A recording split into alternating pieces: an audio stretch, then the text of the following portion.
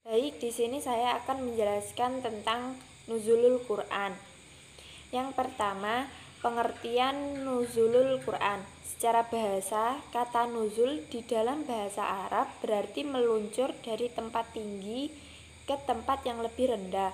Nuzul juga berarti turun, maka ilmu nuzulul Quran berarti ilmu tentang turunnya Al-Quran. Secara istilah, ilmu nuzul Al-Quran adalah suatu ilmu yang mengkaji tentang turunnya Al-Quran, berasal dari Allah yang Maha Mulia kepada manusia. Dalam hal ini, Nabi yang penuh dengan sifat kemanusiaannya dan suasana manusiawinya pula, maka kadang-kadang Al-Quran itu diterima Nabi ketika ia berada di Mekah atau di Madinah, ketika dalam perjalanan atau sedang berada di tempat tinggalnya, baik di siang hari maupun di malam hari. Yang B, tahap penurunan Al-Quran. Al-Quran itu sampai kepada Nabi melalui 3 tahap. Pertama, penyampaian Al-Quran dari Allah kepada Lahul Al-Mahfuz. Maksudnya, sebelum Al-Quran disampaikan kepada Rasulullah sebagai utusan Allah terhadap manusia, ia terlebih dahulu disampaikan kepada Lahul Al-Mahfuz, yaitu suatu lembaran yang terpelihara di mata Al-Quran pertama kali ditulis pada lembaran. Tidak ada manusia yang tahu bagaimana cara penyampaian Al-Quran dari Allah ke Lahul Al-Mahfuz. Dan manusia tidak wajib mengetahuinya, tetapi wajib mempercayainya karena seperti itu yang dikatakan Allah. Tahap yang kedua adalah turunnya Al-Quran ke langit pertama dengan sekaligus. Di langit pertama itu, ia disimpan pada Bait Al-Izzah. Penurunan tahap kedua ini bertepatan dengan malam Qadar, seperti yang dijelaskan dalam surat Al-Qadar ayat 1, Ad-Dukhan ayat 3, dan Al-Baqarah ayat 185. Ibnu Abbas juga mengatakan sebagaimana yang dikutip oleh Az-Zarqani, Al-Quran diturunkan secara sekaligus ke langit dunia pada malam Qadar. Setelah itu, ia diturunkan kepada Nabi secara berangsur-angsur selama 20 tahun. Tahap ketiga adalah turunnya Al-Quran dari Bait Al-Izzah secara berangsur-angsur kepada Nabi Muhammad SAW melalui Jibril selama 22 tahun, 2 bulan, 22 hari, atau selama 23 tahun. Jibril menyampaikan wahyu ke dalam hati Nabi sehingga setiap kali wahyu itu disampaikan, beliau langsung menghafalkannya.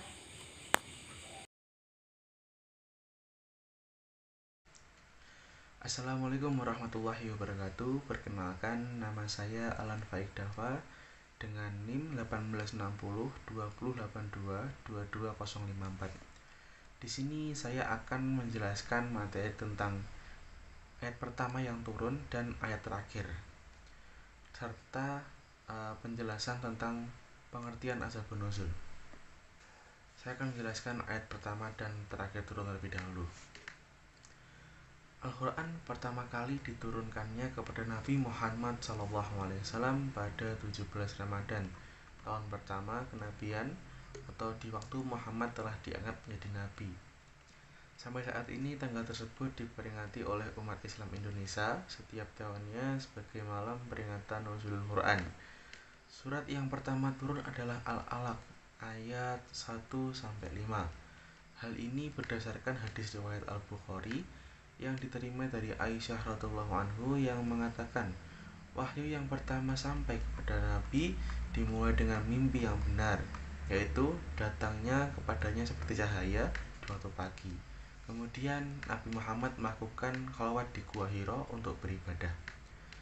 Kemudian kembali ke rumahnya dan selanjutnya pergi lagi dan diberi bekal oleh Khadijah, sehingga pada suatu ketika datang kepadanya seorang malaikat seraya berkata, bacalah.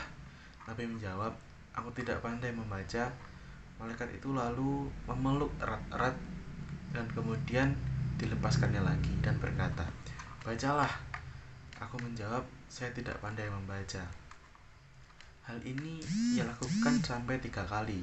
Al-Baihaqi juga meriwayatkan yang diterima dari Aisyah radhiyallahu anhu yang berkata, surat Al-Quran yang pertama turun adalah Iqra bismi rabbikal khalaq. Yang ayat terakhir turun adalah surat Al-Maidah ayat 3. Ayat ini turun di padang Arafah ketika Rasulullah menunaikan haji terakhir dan ia masih hidup beberapa bulan lagi setelah itu.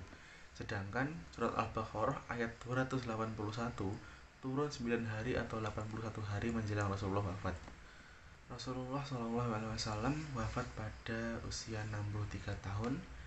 Dengan demikian bisa ditarik kesimpulan bahwa Rasulullah SAW menerima wahyu Al-Quran selama 22 tahun 6 bulan. Selanjutnya saya akan menjelaskan tentang pengertian asbabun nuzul. Ungkapan asbabun nuzul terdiri dari 2 kata, yaitu asbab dan an-nuzul. Kata asbab merupakan jamak dari sabab dan an-nuzul adalah masdar dari nuzula. Secara harfiah sebab berarti sebab atau latar belakang. Maka asbab berarti sebab-sebab atau beberapa sebab atau beberapa latar belakang. Sedangkan an-nuzul berarti turun. Maka dengan demikian kata asbab an-nuzul secara harfiah berarti sebab-sebab turun atau beberapa latar belakang yang membuat turun. Jika dikaitkan dengan Al-Quran, maka asbabun nuzul itu bermakna beberapa latar belakang atau sebab yang membuat turunnya ayat-ayat Al-Quran. Secara istilah, asbabun nuzul dapat didefinisikan kepada suatu ilmu yang mengkaji tentang sebab-sebab atau hal-hal yang melatar belakangi turunnya Al-Quran. Para pakar ilmu-ilmu Al-Quran, misalnya Syekh Abdul Al-Azim Al-Zaghni dalam Menahil Al-Irfannya mendefinisikan asbabun nuzul atau sabab nuzul sebagai kasus atau suatu yang terjadi yang ada hubungannya dengan turunnya ayat atau ayat-ayat Al-Quran sebagai penjelasan hukum pada saat terjadinya kasus. Kasus yang dimaksud dalam definisi di atas tentu saja terjadi pada zaman Rasulullah SAW. Demikian juga pertanyaan-pertanyaan yang diajukan kepada Rasulullah SAW, kemudian turun satu atau beberapa ayat Al-Quran yang menjelaskan hukum kasus yang terjadi atau menjawab pertanyaan yang diajukan kepada Rasulullah SAW. Hakikatnya Rasul hanyalah pembawa risalah. Beliau tidak memegang otoritas untuk menetapkan suatu hukum syariat. Hukum itu sendiri datang dari Allah SWT melalui wahyu yang dibawa oleh malaikat Jibril. Itu tadi penjelasan dari saya. Kurang lebihnya mohon maaf. Assalamualaikum warahmatullahi wabarakatuh. Yang E yaitu bentuk asbabun nuzul. Asbabun nuzul mempunyai 2 bentuk. Yang pertama dalam bentuk peristiwa atau kejadian, dan yang kedua dalam bentuk pertanyaan. Yang pertama, misalnya terjadi suatu peristiwa di kalangan sahabat, kemudian turun ayat untuk merespon peristiwa tersebut sehingga dapat diselesaikan. Dan yang terakhir maksudnya adalah pertanyaan, baik yang muncul dari sahabat atau yang berasal dari orang kafir yang ditunjukkan kepada Nabi Muhammad SAW kemudian turun ayat untuk menjawab pertanyaan. Para musafir membagi peristiwa itu kepada 3 macam, yaitu sebagai berikut. Yang pertama, perdebatan, yang kedua, kesalahan, dan yang ketiga, harapan dan keinginan. F. Ungkapan-ungkapan yang digunakan asbabun nuzul. Terdapat beberapa bentuk redaksi dari asbabun nuzul. Bentuk redaksi yang menerangkan sebab nuzul terkadang berupa pertanyaan tegas mengenai sebab, dan terkadang pula pertanyaan yang mengandung kemungkinan mengenai bentuk redaksi yang tegas. Umpamanya, seorang perawi mengatakan, sebab nuzul ayat ini adalah begini, atau menggunakan fata kibiyah yang kira-kira bermakna maka, yang menunjukkan urutan peristiwa yang dirangkaikan dengan turunnya ayat sesudah ia menyebutkan peristiwa atau pertanyaan. Atau misalnya Rasulullah ditanya tentang suatu masalah begini, maka turunlah ini. Dengan demikian, kedua bentuk contoh di atas merupakan pertanyaan yang jelas dan tegas. Bentuk kedua redaksi yang boleh menerangkan asbab an-nuzul atau hanya sekedar menjelaskan kandungan hukum ayat, yaitu apabila perawi mengatakan ayat ini turun mengenai ini. Yang dimaksud dengan ungkapan ini terkadang sebab nuzul ayat dan terkadang pula kandungan hukum ayat-ayat tersebut. Demikian pula apabila seorang perawi mengatakan, aku mengira ayat ini turun kemudian soal ini dan itu, atau aku tidak mengira ayat ini turun kecuali mengenai hal begini. Dengan demikian, sang perawi tidak merasa pasti benar dan tidak memastikan sebab an-nuzul.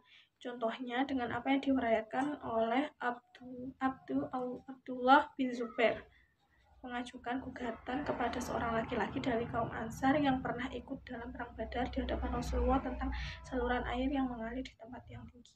Yang G, manfaat mempelajari asbabun nuzul. Yang pertama yaitu untuk mengetahui peristiwa atau kejadian yang menyebabkan disyariatnya suatu hukum, di mana hukum itu juga bisa berlaku pada peristiwa yang sama jika terjadi kemudian. Yang kedua, untuk mengetahui hukum-hukum yang berkaitan dengan asbabun nuzul walaupun lafalnya umum seperti yang dijelaskan di atas. Dan yang ketiga, dapat mengetahui musafir memahami suatu ayat yang tidak mungkin dipahami tanpa bantuan asbabun nuzul. Sebab terkadang sebuah ayat bercerita tentang peristiwa yang dialami seseorang.